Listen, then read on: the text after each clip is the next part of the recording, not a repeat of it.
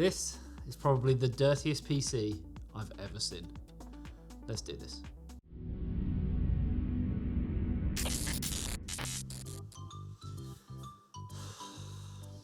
I wish these files would transfer faster. Come on! Whoa, is that the FireCuda 510 NVMe drive with its blistering fast speeds of 3450 megabytes a second read, 3200 megabytes a second write, and capacities of up to 2 terabyte? I can have these files transferred in no time. And if I'm looking for the ultimate performance, I can even get the 4th generation FireCuda 520. I better check the link in the description to find out more details. So this PC here, and I'm gonna have to take this off for a minute just because, oh, is it hot underneath there? But this PC here is actually Declan's, who is our video editor. It was built, when was it built? 5 years ago. So it was built 5 years ago, and I think it's safe to say he hasn't maintained it in any shape or form. It is pretty much a mess. Spec-wise, it's not bad. It's got an R9 390X in it. It's a Strix card as well. So at the time, it was kind of, you know, still a very, very powerful and capable card. Other than that, I mean, we have got a stock cooler in there. We've got some Corsair memory. What processor's in it? Do you remember? So we don't know what processor's in there. So this is all going to be really interesting because I'm kind of going into this a little bit blind. But I can see it is just absolutely caked in dust. Now, case-wise, I don't even know what case this is. It is a fractal design. It is meshy, but it just looks like the whole front panel is completely caked in dust. So it seems like there's no airflow coming into this whatsoever. The CPU cooler admittedly doesn't actually look that bad, but the heatsink, once we take the fan off, might just be completely caked in dust as well. The power supply's got dust everywhere on top of the hard drive cages, the fans. I can just see there is a thick film of dust. So what I actually want to do, before I even do anything in terms of stripping this down, breaking out the air compressor, which is over there, and actually giving it a full-on blast, I want to kind of see what temperatures we get at idle, maybe even, you know, in a game, see what kind of results we get there, and then at least we've got something that we can say, right, this is where we're at. Let's see if we can do any better just by giving it a clean. Then after that, maybe we can look at changing thermal paste, because I'm guessing the thermal paste hasn't been changed in, no, it hasn't. He's behind the camera, just go, no. Okay, so we've got everything hooked up. We're about to load it up, but there are a few things that I want to sort of touch on. So I can see that it's got a Crucial MX500 M.2 SATA SSD. So it's not NVMe, but it should still be quicker than a hard drive. Let's get it booted up, get into the BIOS, and sort of get some baseline figures as to what's going on with the temperatures. So looking at the temperatures, we can see we've got a CPU temperature of 36 degrees. On a 1800X, so we have kind of realized what CPU we've got, Ryzen 7 1800X, which is actually still a very, very good processor. Motherboard temperature is at 38 degrees. I actually think that's a little bit too warm, but it could be the 390X sort of dissipating heat towards the motherboard and the sensors on there showing that. So I think a clean of the graphics card is probably going to make the biggest difference here.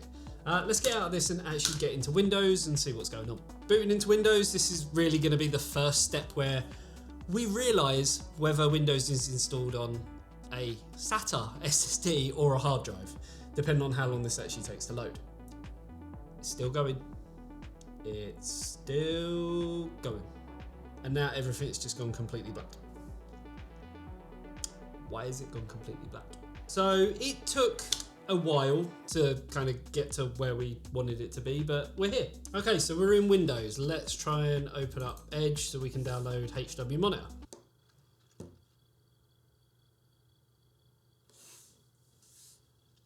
Come on, Edge.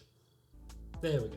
So, from the get-go, I can see I don't think this is running on an SSD. It's not got the same kind of traits. This is pretty unbearable.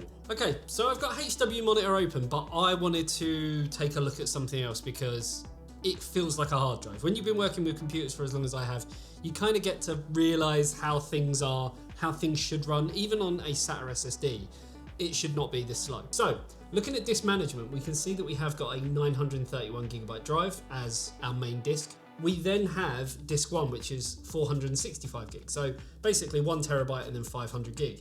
If we go onto the 500 gig one, and we right click and then we wait half an hour for it to actually do something. So I can tell you now, just looking at it, it's running on a hard drive, and that is why it's so slow. So going to properties, we can see that the drive is CT500MX 500 SSD4. So Windows is installed on the hard drive, and this is kind of the big point. But there are some other issues which are at play here. So looking at temperatures, now that we're within Windows, we've been here for what feels like an eternity because of the hard drive, but we have got temperatures of the motherboard of 48 degrees, a bit too high for my liking. Temperatures on the CPU, it's currently idling at 50 degrees now. It's just jumped up to 50 degrees for no apparent reason, but it's teetering between 54 now, 53. It's not perfect. But the biggest difference we can make right now is to back up everything that we need and reinstall Windows on the SSD. So this is nearly done. What we're then gonna do, I think, is before we even look at installing Windows onto the M.2 drive, I think we need to clean it out, which does mean that I need a few things. Some gloves and a mask, because no way in hell, especially with all of the stuff that's going on in the world, am I going to be breathing in someone else's dead skin. Oh yes, let's do this. Okay, so first things first, we need to clean this out, and that's why I have my trusty air compressor. I'm really not looking forward to this, but I honestly think we can make a huge difference. We are trying to do this without sort of adding in any new components, hence why we're not putting any fans in and stuff like that. Declan wants to do that at a later date, he can. In all honesty, when it gets to that point where you're adding in more components, sometimes it's just better starting from scratch or upgrading sort of multiple things and sort of moving from there.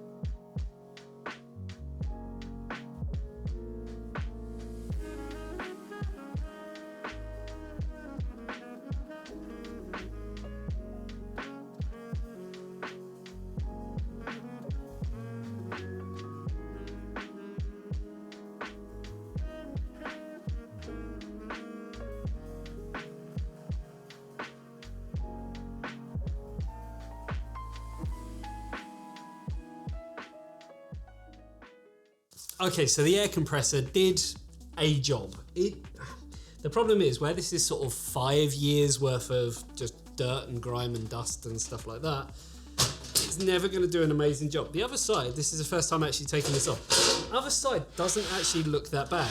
The problem is, with a case like this, cable management was kind of more at the front because this was before PSU shrouds were a thing. So there wasn't exactly much room to do anything on this side. We literally have kind of hard drive plugged in here, and that's about it. But what we will notice is that there is some caked on dirt, some caked on dust, and I'm talking pretty extreme as well. If I grab my finger and just kind of put it along the top of the power supply, it's just not nice. So let's get it all taken out, let's get it cleaned out. And when I say let's do it, I mean Declan, not me, because it's his PC. So that's me done for now. Good luck, Dec. A few moments later. Okay, so everything is stripped down, and we actually found some of it is worse than others. The graphics card, I'm actually really surprised by it. Yes, it's got some dust on there, and yes, I'm dropping things on the floor, but it's not exactly as bad as what I was first anticipating. So there was a few other things that we did notice. Obviously, the power supply, like I mentioned, we could literally write my name in it, so there is that. But the main thing comes down to the temperatures we were getting on the CPU. Like I said, it wasn't too bad considering it was a stock cooler, but it wasn't kind of where I expected it to be. So once we took the motherboard out, you can actually see this is kind of shaking about a little bit. And the reason behind that is, while the lugs are on there, the little latch that's here should, instead of being like this, be pulled over like that, and now the whole thing's fixed in place. So it wasn't making a complete contact. If we actually take that off, I do want to have a little look at the thermal paste, which it has dried out quite dramatically. You can see that it's dried out so badly that there's basically crumbled bits of thermal paste sort of just dried up. But yeah, I'm more interested to get this actually rebuilt and see what kind of temperatures we get moving forward, because I think that's going to be a big thing. But also the main thing is installing Windows onto the SSD and not running it off of this 1TB WD Blue. Okay, so off camera we have had Declan clean up the case. He's actually done a pretty decent job. I can see through the kind of fan blades, which is nice. We still have to clean things like the power supply, which for the most part is just dust. There's nothing really too bad going on. Power supply wise, it's not a bad unit. It's TX650. It is, well, it's a 650M. They call it modular, but it does actually have a few cables connected to it. Graphics card we are going to have to blast out, but I want to talk about the motherboard and the CPU cooler, because this is kind of one of the main problems with the temperatures, and probably one of the reasons, along with the hard drive, as to why things were going a little bit slow. So we're going to clean off this old paste. I mean, it is stubborn. I would say anyone who's going to ever take their CPU cooler off of their processor, you should be changing your thermal paste anyway, because it's just kind of one of them general good housekeeping rules. So if we get some new thermal paste, I'm going with Noctua NTH1. Typical thing, we only need a pea-sized amount. Either way, it's going to perform a lot better than kind of what was on there before. So CPU cooler, on this particular one being AMD, it has got the sort of lugs either side. So we can just get the first lug on, push the second lug on, which will click into place.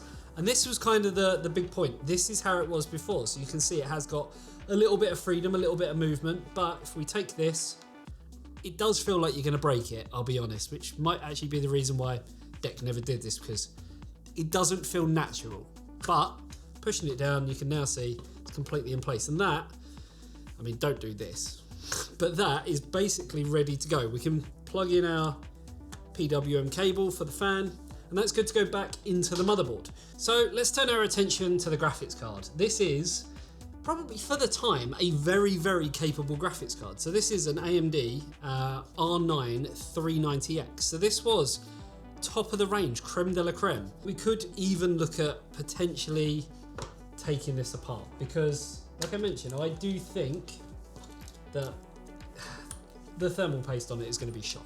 But just having a look at the thermal paste, it's not looking great. Oh no, it is just stuck on there with sticky stuff. But this is here. I mean, why can't all graphics cards be that simple to take apart? The card is actually surprisingly looking pretty decent. The thermal paste is questionable, so we do have to be very careful with it. Again, we can clean it up with a thermal wipe, we can put some new paste on it, we can spread it out very thinly, and I think we're going to get better results sort of straight away. Okay, so we've cleaned it kind of as best we can. I mean, to put it into some perspective, this is some of the thermal paste that actually came off the GPU core. It's just solid, it's like one. So we do need to put some new thermal paste on. There are multiple different ways of doing it. You could use liquid metal, you could use normal thermal paste, which is exactly what we're going to use. And we're literally just going to put a small amount on, and then we're going to use anything basically to spread it, because you can get a spreader, which we might have. We could use a spreader that we don't have. So this is going to be the official eTeknix janky way of spreading thermal paste. But what you want is something that's kind of got like a sharp edge to it, but something that isn't actually sharp. With your thermal paste, you just want to try and spread it over the core, and you don't want it too thick. And this is exactly the same process that you do for custom loop water cooling. You just want to spread it over the core, but to try and get as even as a spread as physically possible. So you don't want this thick, but you don't want it too thin either. If you do find that you just need a little bit more, don't be afraid to put more thermal paste on. You can always use whatever you're using to spread it to kind of take some off. Done. It works, right? So we can now put this back into the system, into the slot at the top. We can screw it down using the 2 thumb screws, get the PCI Express cable in, and then we can actually look at getting Windows on this, get it booted up, and then see if all of our hard work has actually been worth it. I think it has, but time will tell. Okay, so everything's booted up. I mean, straight away, I don't know if it's just me, it sounds quieter. So it is sounding better, but that might just be me thinking that it is. But we've got a USB in here with Windows 10 on. Hopefully, because we've changed absolutely nothing, it should just pick up everything. So we're going to put that we don't have a product key now. Hopefully when we get into Windows, it should pick up that we don't need a code, but we can then look at installing Windows 10. So we're going to do a custom install. We need to find what drive is what, because we don't want to erase anything off of the hard drive. So we have got our SSD here, 465 gig, 432 is free. Drive 1, drive 0 is the hard drive. So we've got our system reserved, our partition 2 and our partition 3. So we are actually going to delete the whole partition, as long as that's all right with Deck. Yeah, he puts so much faith in me. We're going to delete that, and then we now have drive 1 unallocated space, and we can install Windows onto there. Okay, so first things first, everything's booted up. Straight away, it feels stupidly quick in comparison. I mean, even just going onto Edge and opening it up, we double click and it's there. I wanted to test the game to see what kind of temperatures we were getting, but it was just too painful to do it with the hard drive. We did take down the idle temperatures, and I've got them here, and then we can see exactly what kind of difference it's made. If anything, it's probably a little bit warmer in here now than what it was earlier on when we got the original idle temperatures. So straight away on the motherboard, we was getting 48 degrees. We are now getting 39 degrees. So we've dropped it by 11 degrees. The CPU, we was looking at 50 degrees before. We are now at 31.8. I mean, these are some pretty huge drops, and we spent no money on this. We spent time, and that is pretty much it. But the GPU, which was the main one for me, we was at 67 degrees before, and it is fluctuating at the moment. It's at 54, 55 degrees. I guess what we can do is load a game up on here and kind of see what it does. Okay, so we did just play a couple of games of CSGO just to kind of see how things would be. Going through some temperatures, I mean, we're getting sort of 67, it went up to 87 degrees, which according to Deck is kind of typical of what he was getting. But the main difference is probably going to come down to the frame rate. He's going to have a more sustained level of a decent frame rate for a sustained level of time. Whereas before he'd be getting sort of, you know, dips and things like that where it'd be thermal throttling because it would be getting so warm.